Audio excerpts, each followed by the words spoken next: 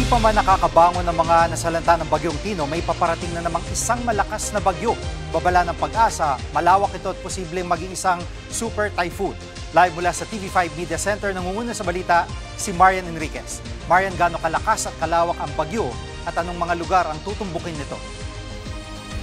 Jiggy, nagbabala nga yung Pag-asa sa laki at lawak nitong bagyong papasok sa Philippine Area of Responsibility. May radius kasi ito na nasa 700 kilometers at posible pang maging isang super typhoon. Bigyan lang natin ng konteksto itong lawak na ito. Na yung 700 kilometers po na yan, yung distansya niyan ay mula Basco, Batanes hanggang Metro Manila. At ayon nga sa Pag-asa, kahit po sa Northern Luzon, ang posibleng landfall nito sa Linggo o sa Lunes, posible pa rin maapektuhan ng bagyo ang ilang bahagi ng Visayas. Maraming ulan daw ang ibabagsak ng super bagyo sa mga bulubunduking bahagi ng Sierra Madre, Cordillera Mountain Range. Nababagsak po yan sa Cagayan River Basin. At posible rin yung mga storm surge o daluyong sa eastern coast ng Northern at Central Luzon. May kukumpara rin daw ito uwan sa Super Typhoon Pepito na nanalasa nga po noong nakaraang taon. Pakinggan natin itong pahayag ng Pag-asa.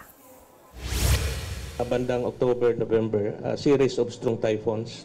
Ang Super Typhoon Uwan ay lubhang mapanganib, no? At early preparation and cooperation will make a crucial difference in keeping our communities safe. At Marian, ano ang advice sa mga eksperto sa paghahandang gagawin ng ating mga kapatid? Jiggy, ayon nga kay UP Resilience Institute Executive Director Mahar Lagmay, ang dapat pong tutukan ay yung mga hazard tulad ng pagbaha at pagguho ng lupa dahil po sa lakas ng ulan at yung storm surge o daluyong dahil naman po yan sa malakas na hangin. Ayon nga kay Lagmay, maaaring tignan yung hazard maps sa website na noaa.up.edu.ph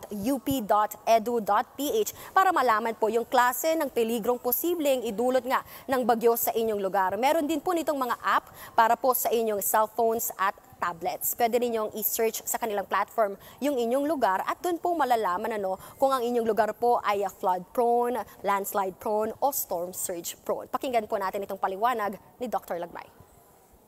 At sinasabi din saan ang pinakamalapit na pwedeng puntahan habang rumaragasa ang bagyo. Ito po yung mga walang kulay, ang mga mapanganib ay yung may kulay. Jiggy, puspusan na rin nga yung mga paghahanda ng mga residente at lokal na pamahalaan sa iba't ibang bahagi po yan ng Luzon sa paparating nga na super bagyo. Hinimok na rin ng DILG yung mga LGU na magsagawa na ng preemptive evacuation sa mga pinakamaapektuhang lugar at nakahanda na rin yung higit 2 milyong food packs ng DSWD para nga dito sa mga maapektuhang residente. At Jiggy, ulitin lang natin sa mga kapatid natin na posible nga pong maapektuhan itong bagyong Uwan, meron nga pong website yung noaa.up.edu.ph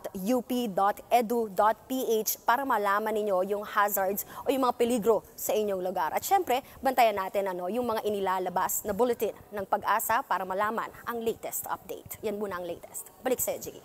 Yan pong ulat ni Marian Enriquez live mula sa TV5 Media Center.